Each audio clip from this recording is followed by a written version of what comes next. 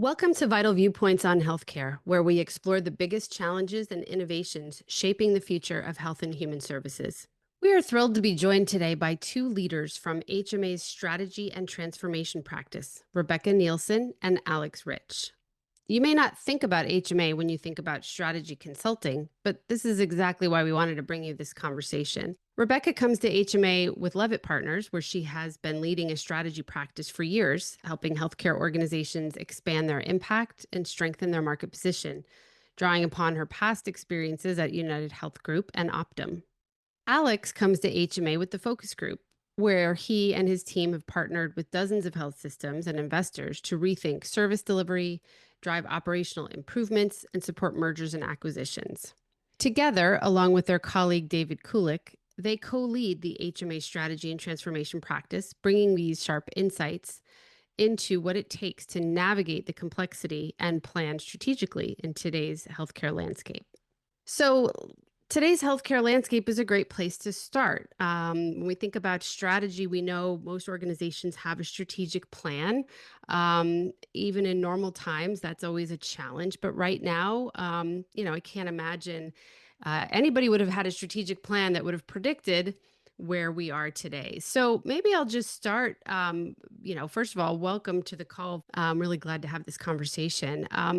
Rebecca, what questions are clients asking you right now, given kind of the state of the world and potentially their strategic plans, and how are you advising them right now on responding in this moment? Jen, you bet. First, it's a pleasure to be on.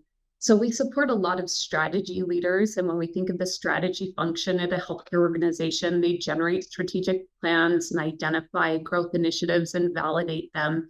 But one of their core responsibilities is to monitor the information that informs those plans and those hypotheses.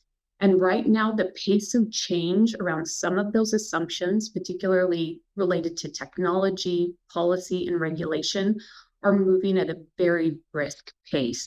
And because of that, not every healthcare organization has the competencies to manage all of that dynamism. And they often come to us to either validate assumptions that are the basis of those plans or to outsource entirely certain pieces of that core strategy function. So you're having to stay two steps ahead of clients in this instance to supplement their ability to track these factors. There are some aspects or domains that a strategy function monitors that they're always one step ahead of us around, and that tends to be the organizational assets and competencies, who their partners are, what relationships they can lean into. We hope they also monitor what their customers are wanting. But yes, Jen, we do have a bit of an edge in monitoring those external market factors right now that are so turbulent. I mean, of all of the things that are turbulent, what would you say is sort of the biggest thing that is perhaps, throwing a wrench or making it really challenging for health systems and insurance plans and so forth that you're working with? I think with the advent of the new administration, we're seeing unprecedented changes on the policy and regulatory front. But I think in close second to that is changes on the technology side. And health systems have opportunities for technology-enabled care delivery that is unprecedented. And so they're trying to figure out, in the context of policy and regulatory change, how they can seize those opportunities. Yeah, I just add to that. There's a barrage of news and information coming at all of us, in particular our clients, but also a barrage of new tools and new technology. And so how you sift through that and prioritize and figure out what makes the most sense for their team, for their organization at this time, it's an increasing challenge for all of us. Yeah, Alex, I was going to ask you, I was going to go to you next anyway, which is great. We think about, blind spots, as you're working with folks implementing strategic plans and different kind of organizational transformation. I'm sure there's always those moments where they say, oh, we didn't anticipate this. So what do you most often see as kind of these blind spots that where often you as a consultant are able to, help them fill those gaps?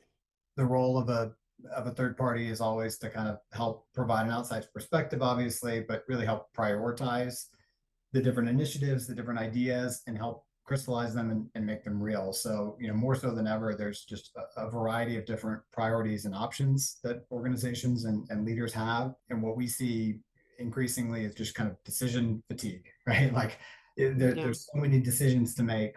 How can we, as a thought partner and a trusted advisor, help leaders think through that in an objective way?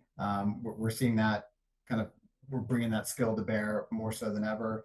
And another thing I think is just speed, because there are so many priorities. The more that we can accelerate a strategic initiative or a project that might have been internal before but has our external support, we can bring some velocity to that and cut through the noise a bit, right? Because there are so many new projects and things that are constantly intervening with especially a big team.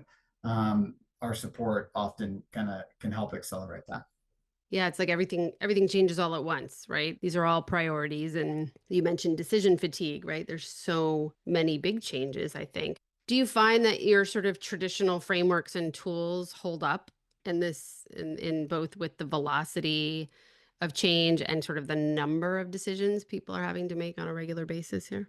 I would say so. Our approach, which I really respect and value over the years, has always been to create the capability inside of an organization and not to create reliance on third parties or consultants. As we come in, we kind of act as one team, and usually the methodologies and frameworks that we've used historically continue to be relevant, but trying to make sure that the broader teams are using those tools, those skill sets, those frameworks themselves, and really with the goal of kind of making ourselves redundant, right? If we can bring that outside perspective, bring unique data, bring insights upfront and early, helping the teams build their own muscle on that has been successful for us. How do you know when an organization is ready to build that capacity?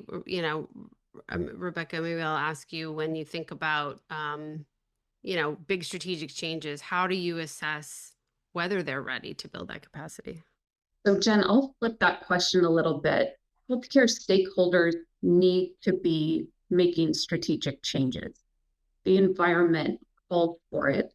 The question is whether or not they have that capacity or that capability built, as Alex mentions, or if they need support in getting on that path. There are a number of functions that strategy entity needs to discharge, but one of them is socializing the information that they're monitoring. There's a strategist, Clayton Christensen, who illuminated for us what feels pretty intuitive, and that is an organization's strategy doesn't sit in a binder. We all know that the organization's strategy is what that company on a day-to-day basis does in terms of the business it conducts and how it interfaces with patients or members or customers. In order to make that strategy live, it has to be socialized.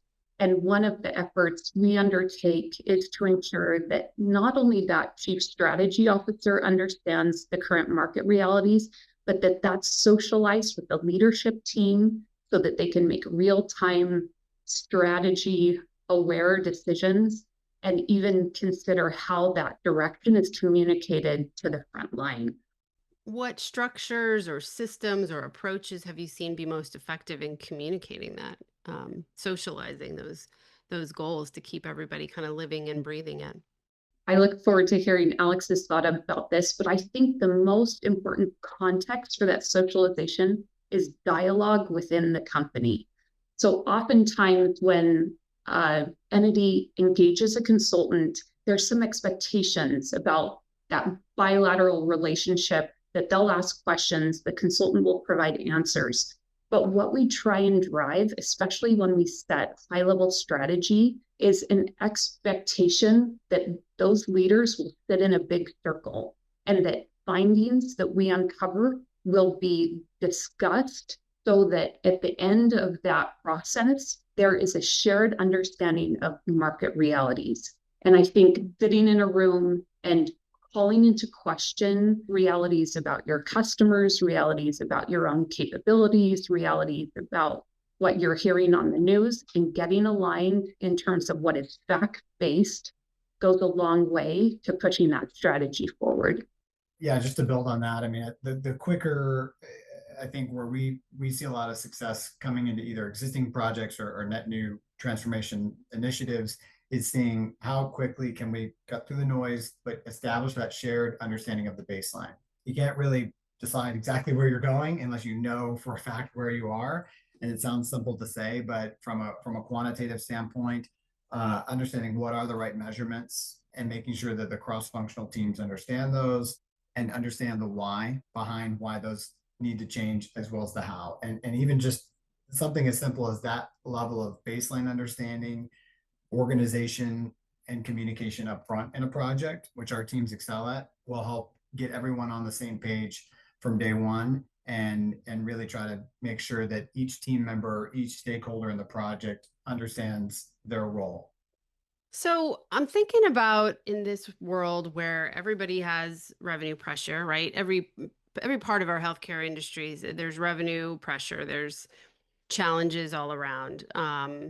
It sometimes it feels like a luxury to all get in a room and sit and talk, right? Everybody's like, "Oh, I got to I have to do things. I have to, we can't just sit and talk." But why is that so important? Maybe like dig a little deeper there on that kind of early communication. It's easy to kind of hear it, but to live it sometimes is challenging, right? It gets displaced by day to day. So, why is it so important to make sure that's done right? Sitting in the room can take a number of different forms. It can be a strategy leader in all of their communications, underscoring certain fact-based market realities about their customers, about market demand, just ensuring that what information that strategy function holds, it's socialized. And so we know systems who send out kind of the weekly must read one pager about the external market. So there are different ways you can kind of convene people in that room. Jen, I won't refute the fact that these systems right now need to think about financial resilience. And this is an area where Alex in particular is expert, but we see dark storm clouds on the horizon, and they're well served to prepare so that going forward, they have the latitude to make smart choices and to take opportunities when they surface. And that usually means being conservative and careful in the near term so that they have the optionality. That's a good topic, financial resiliency, right? It's super relevant to, I'm sure, anybody listening. How are you navigating that, Alex? And one of our guiding principles has always been thinking about risk and minimizing disruption. There's a lot of ways to grow a business, and I know a lot of leaders are focused on that. And how do you deliver service and care in a more efficient manner? It's not always linear in terms of how you build up that capacity, how you build up the right skill sets, resources, teams, and often when times are good and everyone's in grow mode, you know, the teams and departments that are working on different things can kind of proliferate, right? And so it's not a matter of kind of blindly shrinking or trying to cut equally across the board. Our approach is thinking about the customers, the patients first, thinking about how, in this case, like a system delivers care, and kind of working back from what would be the least disruptive, right? What would have the minimal amount of risk or minimal amount of change from, let's say, our vendor spend, or an outsourced department that has kind of grown over time. And so just trying to think about where there's minimal reliance, minimal change, and then anchoring that back to the fact base, which we've referenced several times, about kind of the Pareto of cost and expenses, how that's trended over time, and bringing outside perspectives and benchmarks with regard to where your spend levels really should be. We've talked about kind of the notion of disruption, and people ideally prefer to minimize disruption, which seems a little bit challenging right now, where there seems to be a lot of it. Another big word is transformation, right? And I think we've mentioned it already. Transformation. I feel like we've been transforming healthcare for a really long time. So when we think about these types of transformation initiatives, some have worked and some have been less spectacular. But when you think about all of this planning, what do you see that has been the most important factor in succeeding in a bigger transformation? Kind of looking back, clients you've worked with, what has been kind of the special sauce, if you will, in terms of getting to something that you could really truly call a transformation?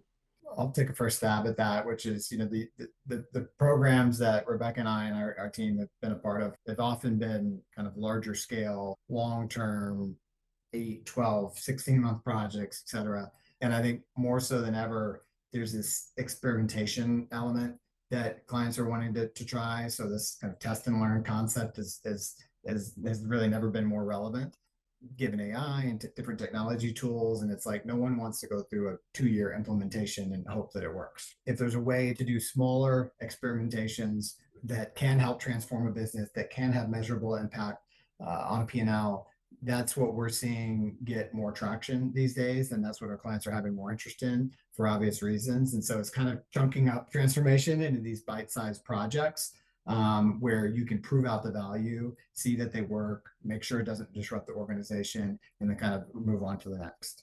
Jen, I'd add that there are also some lessons that these leaders have learned that they can draw upon. The internet revolution can help us understand the AI revolution, and how to manage through COVID can help them understand how to manage through what might be an era of financial austerity. And so I think drawing those analogs can also help the organization make the changes they need to.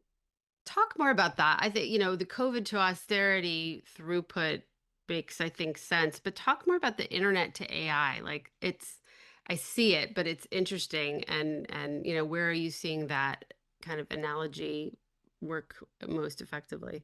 So I think a lot of our clients see that potential for disruption, but they're taking it stepwise. To use Alex's phrase he just invoked, they're kind of chunking it out. So to take a health system, for example, they're looking at how they can deploy AI use cases in addressing administrative tasks, but they do have their eye on the prize for how it could change service delivery, expecting that there could be a future where there's significant advantages in expense, in workforce scalability through the deployment, the careful and prudent deployment of that technology.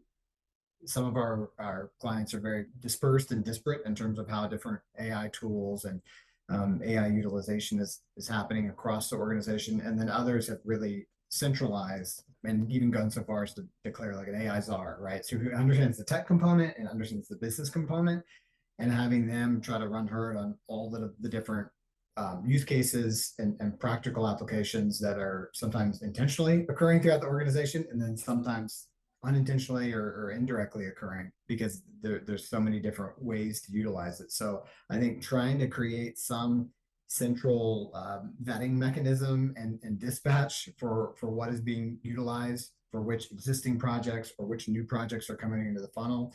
IT leaders have done that for years, but increasingly getting that to be across all of the business teams as well is critical. Two thoughts on that. I mean, obviously it's not just a tech problem. It's not like installing a new, software. I mean, it's a business problem, which we've been saying about really digital health for a long time, but AI most acutely. Do you feel that folks, because of that, are a little less like the sky is falling, fearful of displacement? I think a lot about healthcare, like, oh, AI is going to displace doctors, or there's sort of this fear-based thing versus, it's a business tool and, we're going to optimize it. Do you think we're more quickly able to move to the optimization phase versus the fear phase? It probably varies by industry, but I think in healthcare, because we're so stressed in terms of workforce, I think there is some hope that AI can line up just as we really kind of lose our hold on having accessible healthcare if we rely only on the traditional workforce. Yeah, that makes sense. Much as telemedicine was sort of quickly scaled when we needed to, perhaps that same kind of imperative right now. And Jen, that's a good point. There's some intermediate steps to full AI deployment. Right. There's remote patient monitoring. There are other ways to scale the traditional provider, but taking steps towards a future where everyone can access the care they need. Do you find most clients, when you think about the long-term planning, are they building a strategic plan, assuming that is going to happen, assuming that there will be that point within a 5-year horizon or whatever it might be that, there will be a more full deployment of AI, or is it still kind of on the further out beyond 5 years plan? I would say it varies so much from organization to organization, and even just what's been interesting to observe is just the levels of optimism, pessimism, and skepticism. It's all across the board, right? And some organizations that we work with have fully embraced this, have so many different practical use cases, and going so much beyond kind of traditional automation. It is happening. Everyone knows that, and some organizations are kind of feel like they've leapfrogged others, is what we see. So I think a lot of organizations have been burned. A lot of them have fatigue. There's been vaporware. There's been a lot of reasons to be skeptical of which new shiny penny can actually add value and not completely change the way that the organization works. So I'd say like the level of curiosity and optimism that each leader can impose on vetting these tools and working with the right partners to get them implemented is critical. Jen, I think I'd concur and say that I've observed healthcare companies investing so that they have a real option that they can exercise later on as it pertains to AI. So lining up with an AI partner or otherwise kind of laying the fiber or laying the pipe so that they have the option to secure the windfall from being prepared. You raise a good point about sort of who you're advising, because obviously you're advising health systems and insurers, but you're also advising these tech companies, presumably, right, that are looking to be those partners. So, given this kind of where it fits in the strategic plan, what do you think is most important for innovators and those with different tools and so forth to know about this, healthcare market today that you might not have thought about a couple of years ago? I can throw out an idea, but I'm really just going to echo what Alex said a moment ago. I think there is a lot of point solution fatigue, and I'm going to use that term kind of generally. There are so many knocks on the door of the health system leader. They cannot entertain and do not want to entertain all of those inquiries. And so we see not only among health system leaders, but we see this in other subsectors of healthcare. They want kind of an option for a one-stop shop. And so that's why a lot of our large regional health systems are lining up with a mega AI provider rather than point solution vendors, in part because, as Alex alluded to earlier, they've got day jobs. Yeah, just to add on that, I mean, it's clearly kind of an arms race across the board for different companies, vendors, et cetera, who are using those two letters, and sometimes great uses of the letters AI, and other times just kind of to have it as a buzzword or a moniker. But I think more so than ever for a digital first healthcare company, healthcare vendor, the foothold in which they prove out their value is more critical than ever, as opposed to the shotgun approach of I'll take any of the first 5 customers I can get. I think the proving out the value with a known brand and a known system with the right buy-in and the right leadership support is more important than ever, given that there's just this proliferation of different vendors and companies who are using, the buzzword of the day. Let me sort of take that to a different place, because obviously when we think about innovation, it's easy to think about technology and shiny objects and all of that. But, then there are things like changes to service delivery, changes to payment, how we're building and systems and partnerships. When you think about the most successful organizations, or maybe those that the sort of the most promise in the future, you know, how do you rate each of those levers, right? I don't, if technology was going to magically fix healthcare, probably would have done it already, right? So it's a combination. I know it's nuanced, but what are your thoughts about how these different levers kind of come into play to really get organizations to a more stable and give them more opportunity in the market? Ultimately, healthcare is a people business as much as technology affects it, and as much as technology is changing it. So the root driver of transformation, new initiatives, new tools is still back to the people and having the right incentives aligned. And from what we've seen, the right individual and departmental incentives are critical to establish a foundation that can drive the ship in the right direction. I think that is a lot of times where projects early on start, not only making sure teams are kind of looking at the right baseline and on the right, same page to start, but more so they have the right incentives in place to focus their efforts. Rebecca, that's, we were 11 partners a long time. We've been talking about that for years. Do you agree that it comes down to incentives? I definitely agree that of the three items you mentioned, I kind of stack service delivery at the top in terms of being the most important locus for transformation. Since I think when delivery organizations demonstrate that they've optimized service delivery, payment might follow or can follow, and then tech supports. In terms of incentives, it reminds me of the beginning of our conversation where it's optimal to have organizational alignment around where you're headed. So another word for incentive might be information. Like you want everyone in the organization to have the same set of information so that you're headed in the same direction. And that's an optimistic view on things, but I concur with Alex. So what's true for leadership of healthcare organizations is also true for healthcare service delivery. If everybody's operating with the same information shared as close to real time as possible, better decisions can be made, right? So um, building that alignment, I think what you're saying is in order to have that happen, even from a strategic planning perspective, you got to build that in at the beginning because otherwise it doesn't just happen on its own.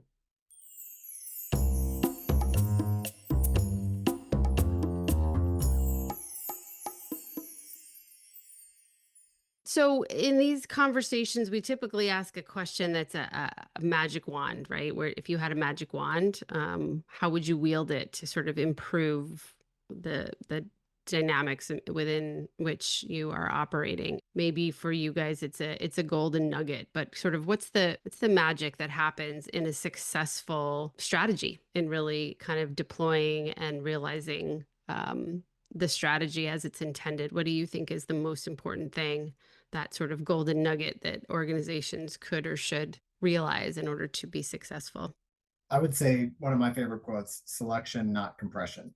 Leaders and companies that we work with are always trying to compress everything into a project, do everything, improve every metric, make every team happy, and have this giant bundle that ends up being almost not actionable, right? So selecting and being very precise with one or two metrics, one mission statement, one goal, with obviously detailed actions below that, I think is kind of my magic wand answer for how we think about projects and almost every kind of business situation that we're in. Is just let's iterate and review as much as we can what is the main goal and how can we find the most efficient path to that.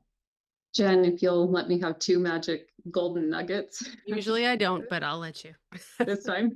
So the first is that strategy teams and functions monitor the information they need in order to make strategically viable decisions. And in a nutshell, that's understanding their own assets and competency, what's demanded in the market, the actions and activities of their competitors, who they've got lined up as partners, and what relationships they can draw on. And then that external context, which we underscored is changing so rapidly. So that's my first, is that they keep a pulse on that. And if they can't, that they outsource what they need to ensure that they're making strategically viable decisions. The second nugget would be to democratize that information once they have it in hand, so that the leaders in that organization, even the line members in that organization, as appropriate, can act off of good information. I could see that, otherwise people ask why, right? Why are we doing this? But if they have the information, they can understand why these decisions have been made and why this is going to get us there. So I appreciate both of your time today and appreciate the work that you're doing in what is a pretty turbulent environment. So thank you for sharing these insights with us today.